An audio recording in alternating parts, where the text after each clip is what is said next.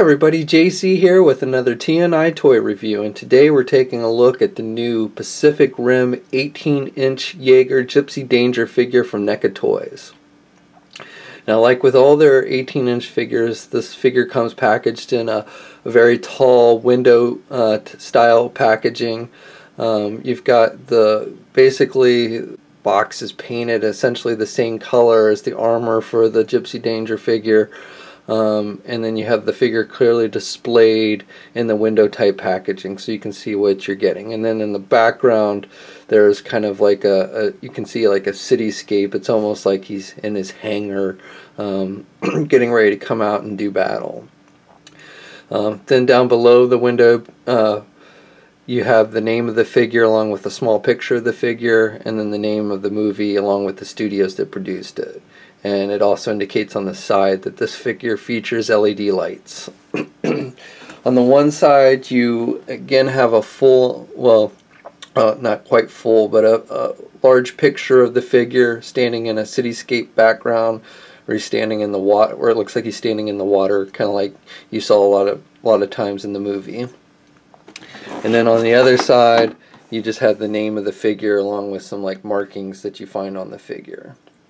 Mark III, and then this I guess the Jaeger symbol or some type of military symbol down at the bottom, a star with wings. And then on the back you again have the same picture that you had on the one side, only bigger. You see it more full on. It's a picture of the figure standing on what looks like standing in the ocean in front of a major city about to do battle with his blades out and everything.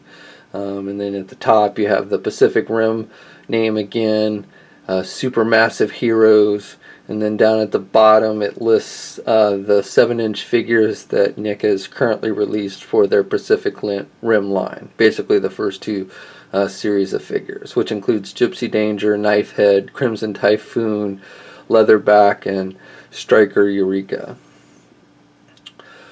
So overall basic packaging, but you know, some nice images of the figure in action poses, along with where you can clearly see the figure that you're buying inside if you're buying this in the store or something. So let's get this open and take a look at the figure inside. Okay, so here's a look at the figure outside of the packaging.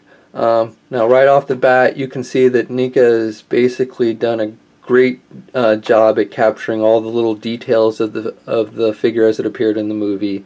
Obviously with it being an 18-inch scale figure, it's easier to get little markings on things like the little sticker on his chest that shows a lady, looks like with a gun of some type, you know, a military kind of insignia that you might see on a military craft. You've got the 34 number on his one shoulder, or actually it's on both of his shoulders, and then he's got like white markings throughout the body. You can see things like nice little details like the pistons on his legs and feet, and just, you know, really good details on the figure, which is what you would come to expect even from their 7-inch line. But you know, in the 18-inch form, it's even better. Stands, if you count from basically his feet to his top of his head, it's just under 18 inches. But if you count the flaps on his back and a little collar thing, then he's actually stands just a little bit over 18 inches tall.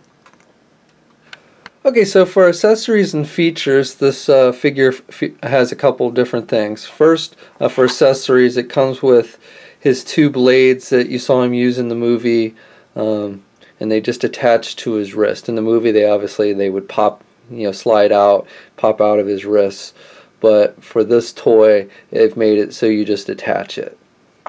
Now, I will tell you that at least initially, getting these to slide into the little holes on the side of his wrists, which are featured right here, kind of hidden under the armor. But initially, when you're trying to attach it, it really takes some effort to get these things to slide in. I think as you do it more and more, it'll become easier. But the initial time, you may find it really difficult, and you have to push really hard to get it to slide in. And there's some nice detailing on the blade. It's like looks like a saw blade almost, and it has a little nice tip.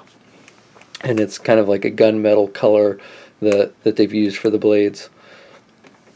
And then when you don't want it to have its blades, and I kind of prefer it without its blades, you just pull it out. And he has, you can slide him into both of his arms. Now, for another feature, he does, as indicated on the packaging, has LED lights. So to activate those, what you do is on the back here, there's a little button at the bottom of his neck, and you just basically push it and the lights will come on, and they stay on until you push the button again. So his chest, power core or whatever that is, Iron Man unibeam type thing, lights up, and it's really bright, and then he's got a light at the top of his head. So just real quick, I'll turn off the lights here so you can see how bright it is. Now, it would have been kind of cool if this light on his head also lit up his eyes, and initially I thought they did, but as you can see, the eyes are not actually lit up.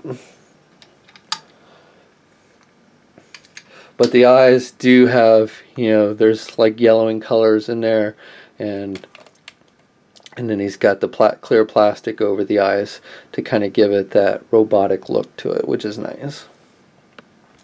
And then as one last kind of feature, I guess you could call it, he's got these flaps on his back that open up, I think for like his jets to fly.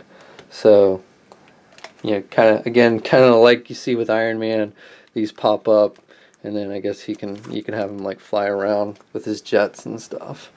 And he's got like these exhaust ports or something here, which I guess are covered by the flaps. And just on his back here, you can see he's got really nice detailing with the robotic parts and the pistons and everything, even down to his feet. And he's got articulated feet, which we'll go over in just a minute when we look at the articulation.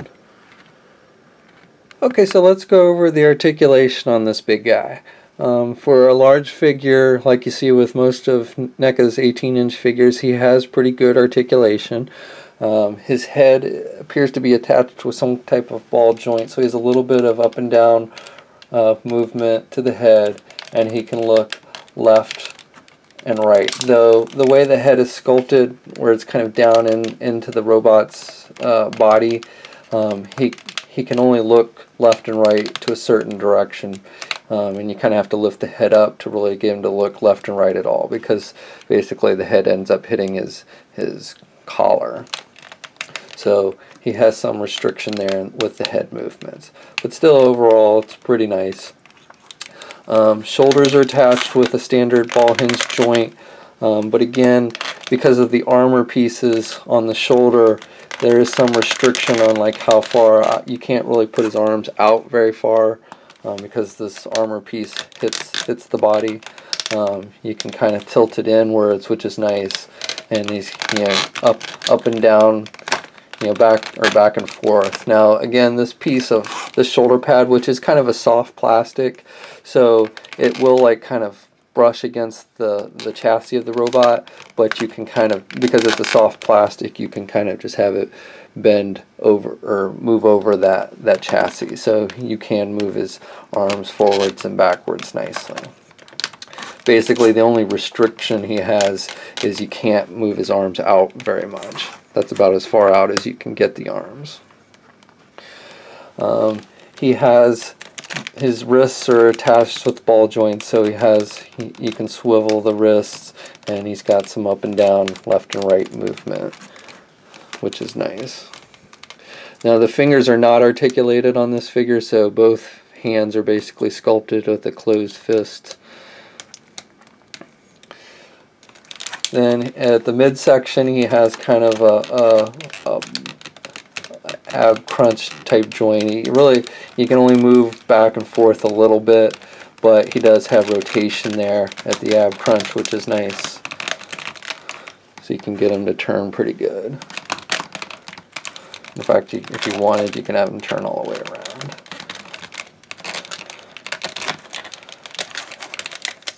And then the legs are attached.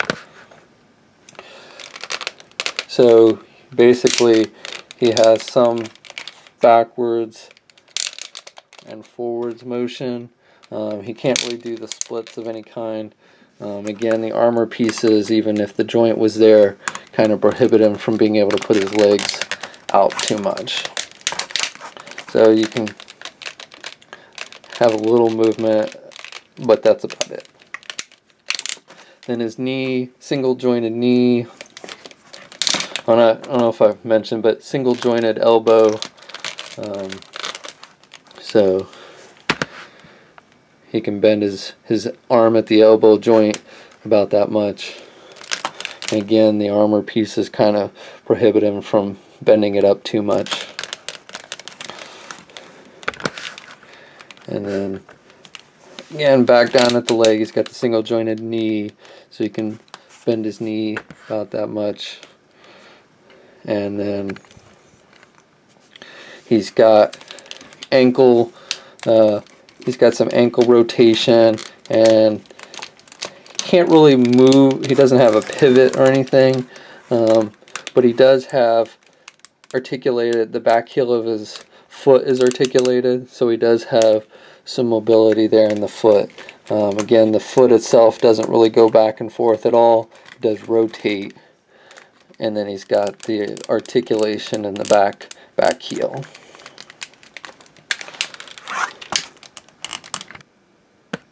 So that about wraps up my review. Overall, I really like this figure. I like this figure more than the other 18-inch figures that Nick has done, because basically this figure is kind of more in scale with the character it's based on. You compose it with your 3 1/4 inch figures and stuff, and it's makes it kind of in scale, because these guys are supposed to be really big and tall. So I think that's really cool about these. Whereas like the other figures that they've done, like the Marvel and DC superheroes and stuff, those are nice figures and everything, but you can't really use it with anything else. It's not like Captain America's supposed to be that much taller than everybody else, if you know what I'm saying. So I like these because you can use these Pacific Rim figures with other smaller scale figure lines, and they fit in nicely because it makes them much more true to scale, as opposed to like the Pacific Rim 7-inch figures. So I really like that about these. I love the detail. I love the light features are really cool on this. And I can't wait until we start getting some 18-inch kaijus, so that we have our Gipsy Danger figure has somebody to actually fight that's in scale.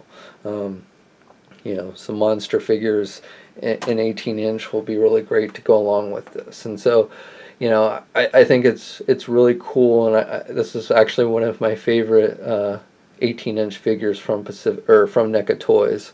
And so I highly, if you're a fan of the movie, or if you just like big robots and big monsters, I think this is definitely one, if you can find it, is worth picking up.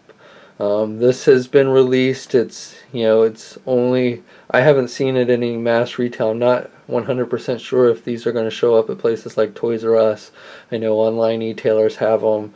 NECA had them in their own online store, at least briefly. They're probably sold out by now, but like I say, if you can find this and you like big robots, and eventually we're going to get some 18-inch monsters from the Pacific Rim line as well, to battle your robot mech. I think this is going to be a really great line to collect in the 18-inch scale. So that's my review. I hope you enjoy it. Until next time, I'll check you later.